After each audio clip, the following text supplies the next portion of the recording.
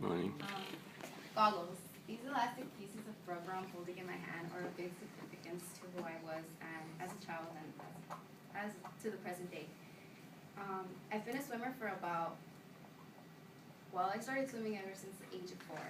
And I joined the swim team in my high school, and I became one of the, not to be the most conceited, but I was one of the best people on the swim team. So during my childhood, today I'm going to talk to you about the importance of the goggles, the history of the goggles, and why they're significant to me. So did you guys know that they were first initiated in the 14th century by Persians? Now some swimmers say that they were used to seek tortoise into the water to seek for pearls. So it's pretty interesting how it went from seeking to look for something luxurious to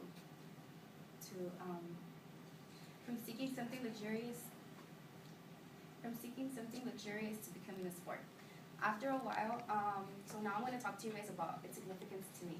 So I started swimming ever since the age of 8 or about 7. I was living in a pretty ghetto neighborhood. I was living in a building with 23 apartments, and my mom didn't really want us to be out and talking to people, strangers. My mom's a very Hispanic lady and very traditional to not wanting to talk to strangers out there. So we had a pool in the neighborhood, and we started. My only freedom or being able to go out was to get in the pool.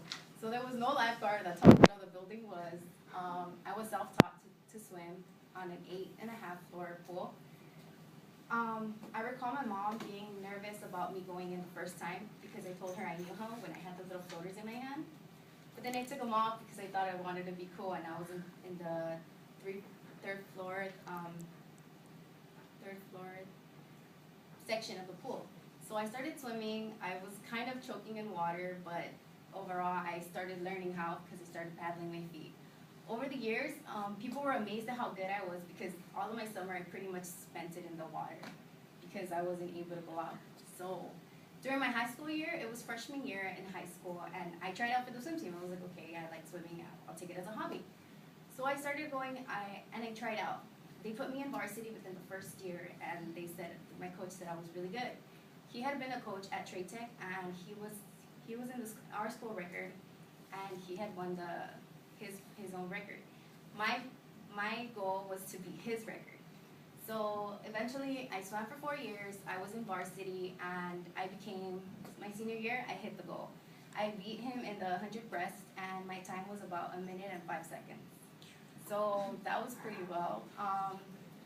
Also, the significance to me is that I was very underestimated by my teachers in school because they would see like the priority I would put in swim because I would go to 5 a.m. morning practices. I would go to 5 a.m. morning practices. During 6th period, I would go and swim, and after class, I'd still go to practice because I was so into beating the record.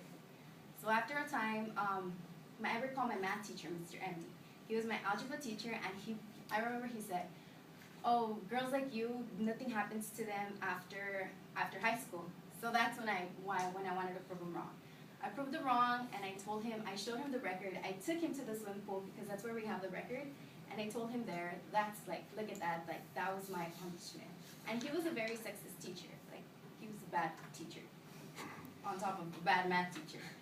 So I proved him wrong, and it's more of a culture to me on the importance, not just by the importance it has by being out of the ghetto and using the ghetto to be good, but it's also a significance to me because I was able to prove male teachers with a higher education than me to say that I proved you guys wrong. You know, I know where I come from, and I'm proud to say that I come from a 23 apartment building that has now beat a record. So, and I'm still today trying to beat my own record. So I still go to morning practices, and yeah, my knees are gonna kill me by the age of 30. All right, that's it.